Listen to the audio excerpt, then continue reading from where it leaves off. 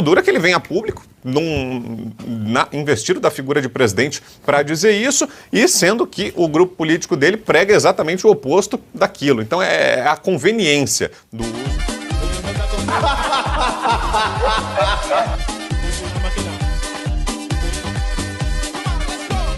Essa fala aí do presidente, professor, que achou? Olha, é bem curioso. Primeiro, cumprimentar a todos o querido Vitor Bravinato. É bom, dá para fazer o nome. A Ana Paula, ao Marcelo, a todos aqueles que nos acompanham. Olha, eu concordo com ele quando ele diz assim, a imprensa tem o hábito de retirar de contexto e pegar frases. No caso dele, nada foi retirado de contexto, foi pego tudo. Mas se ele fizer uma referência ao que aconteceu com o presidente Bolsonaro, vou pegar dois momentos. Primeiro deles, que eu vi muita gente mau caráter falando, algumas pessoas realmente, porque não acompanharam, só pegaram as frases. Quando, por exemplo, teve aquele negócio do respiro, que o Bolsonaro fez assim... O que foi divulgado? Retirado de contexto, que o Bolsonaro estava tirando sarro dos infectados, aqueles que desenvolveram a doença, a pandemia, desenvolveram a Covid-19. Não. O que o Bolsonaro falou? Ele estava criticando uma decisão do ministro Mandetta que disse o seguinte, você só deve ir para o hospital quando você estiver numa situação em que não tem mais ar, não tem mais pulmão para poder processar o oxigênio. Aí ele pegou e disse, não é possível, ele estava criticando o ministro, não é possível que você tenha que ir para o hospital quando você estiver, não consegue mais respirar, porque o resultado é a morte. Ou seja, ele estava criticando medidas que não eram adequadas ao combate da pandemia. Retirado de contexto, e o que foi divulgado? Divulgado que ele estava debochando aqueles que estavam doentes com a Covid-19. Mentira! Quer ver um outro caso? A gripezinha. O Bolsonaro nunca falou que a Covid era uma gripezinha. Foi retirado de contexto. Quem falou que a Covid é uma gripezinha foi um médico, que na realidade não passa de um escritor sobre questão de violência, mas ele é apenas um escritor, que na Globo ele falou o seguinte, é uma gripezinha. Ele falou literalmente. Este senhor falou que a Covid era uma gripezinha. O Bolsonaro não falou isso. E a história da AIDS também foi muito parecida, né, professor? Que também foi numa dessas lives de quinta-feira, né? Porque eu lembro, eu estava transmitindo ao vivo, a gente estava no programa com aquela live. O presidente reproduziu uma reportagem da revista Exame, se eu não estou enganado, ou de outro veículo que falava sobre uma relação médica que foi traçada entre o vírus HIV e o coronavírus. Ele reproduziu. E aí foi parar em inquérito, inclusive, por associação e fake news e negacionismo sobre AIDS e Covid. Vitor, quando você pega e vê no caso da gripezinha, o que o Bolsonaro falou? Ele... Parece que é o único que estava com sensatez científica ali. Ele estava simplesmente dizendo que a forma como a doença se desenvolvia nas pessoas, ela era personalizada, era individual. Para algumas pessoas, produziria a morte. Para outros, não passaria de uma gripezinha. Ao contrário daquele médico que foi no Diário Oficial da União, que tem uma sede aqui na Berrini, e foi lá, ele disse, não, é uma gripezinha. A pandemia era uma gripezinha, ele falou, não sou eu que estou dizendo. E eu não preciso achar que eu prove, qualquer pessoa procure no YouTube. Ali o Bolsonaro foi retirado de contexto dizendo que ele estava falando apenas que a pandemia era uma gripezinha e que para isso não precisava ter um tratamento adequado. Mentira! É fora de contexto. Isso sim é fora de contexto. O que o Lula falou, não. Não está fora de contexto. Da mesma maneira como a questão da brincadeira, no caso de Pelotas, por exemplo, ele foi muito preciso. Não é possível falar o termo técnico que ele usou? Quando ele disse que Pelotas é um certo exportador, eu vou ter que usar, porque é uma questão... Pode usar, professor. Ele disse, é um polo exportador de viado. Opa! Mas sabe por qual razão que ele disse isso? E olha para ver a deselegância e a desproporção. Esse termo é ofensivo para a comunidade LGBTQ, porque na realidade ele é uma contração, uma corruptela de transviado. Aquele que se desviou do caminho e por isso nós devemos receber as ofensas da sociedade. Aí é ofensivo. E ele usou exatamente o termo ofensivo. Ele usou e dizendo que Pelotas era um polo exportador. Curiosamente, o prefeito de Pelotas, eu creio, é o atual governador do Rio Grande do Sul. Foi o mesmo que depois, quando foi eleito, se cercou dessa gente.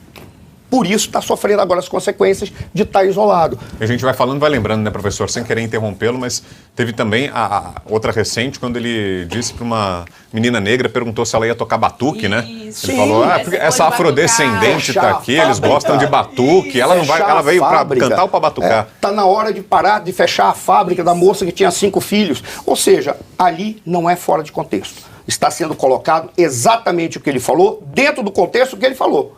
Porque ele deve ter se arrependido. Ele fez uma brincadeira revelando a sua alma. E ali ele deve ter se arrependido, porque ele deve ter falado, e agora? Eu revelei quem eu sou. Cedo ou tarde, o mal mostra sua verdadeira face. E eu encerro por aqui. Marcelo Bella, queremos te ouvir também, Marcelo, sobre essa declaração aí do presidente. Boa tarde mais uma vez.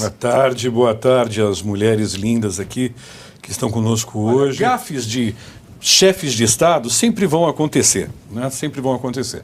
E quando geralmente acontecem gafes com chefes de Estado, por uma fala mal colocada, por uma piada em hora inapropriada, geralmente eles colocam a culpa em outros fatores, né? Fatores externos. Me lembro do Jânio Quadros, né? O presidente Jânio Quadros, quando renunciou, né, em 1963, ele colocou que a renúncia dele se devia a forças ocultas, né? Depois, mais para frente, disseram que essas forças ocultas era o hábito que o presidente Jânio Quadros tinha em relação a gostar de bebidas alcoólicas, né? Que tomou uma atitude no momento que ele estava éprio. No caso do presidente Bolsonaro, né, quando ele falava alguma coisa que a imprensa não gostava, geralmente uma imprensa com mais ativismo de esquerda e a própria sociedade crítica também, ele mesmo debochava e falava dele mesmo e falava, olha, isso aí foi uma canelada, né? O presidente Biden, no embate com Trump, falou que não foi bem porque estava resfriado. E o presidente Lula agora também fez uma declaração que vê que as coisas não estão bem no nosso país, que existe muita polarização, por que será? E que o argumento real perdeu força e eles acabam falando, inclusive ele falando, que falam qualquer bobagem que vem à boca, né? A diferença é que no governo Bolsonaro nós não tínhamos um problema orçamentário, a nossa economia crescia, né, se combatia a corrupção. Agora nós estamos num momento que não há dono. Não há liderança em relação ao nosso país. Nós perdemos a liderança do nosso país. E eu pergunto a você, mulher, que apanhou hoje, que apanhou ontem, você está rindo dessa piada? Fica aqui meu comentário.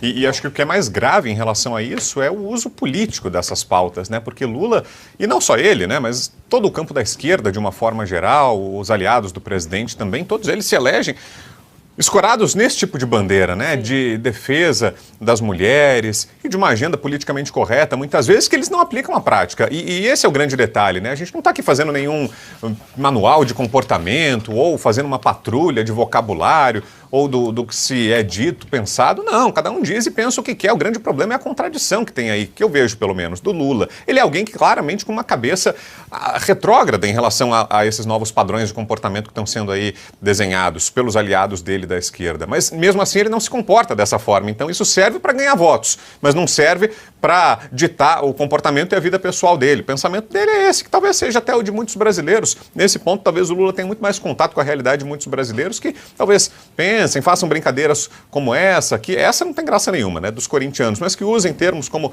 esse que a gente relembrou agora há pouco de Pelotas, em uma conversa informal. O duro é que ele vem a público, investido da figura de presidente, para dizer isso, e sendo que o grupo político dele prega exatamente o oposto daquilo. Então é a conveniência do uso dessas pautas. E essa imagem dele é construída em detrimento da demonização da imagem do outro. Não é só que ele faz a sinalização de virtudes do lado de lá, é que ele fala que o outro é o demônio. Incivilizado, então, assim, exatamente, bárbaro. Incivilizado, bárbaro, demônio, né? Exatamente. Ele é o lado da luz. Na realidade, ele está do lado do realidade, imperador e o Darth Vader. Ele é o próprio Darth Vader. Exatamente. Mas ele disse, não, que o mal é o outro, que são Sith. Ele é Jedi.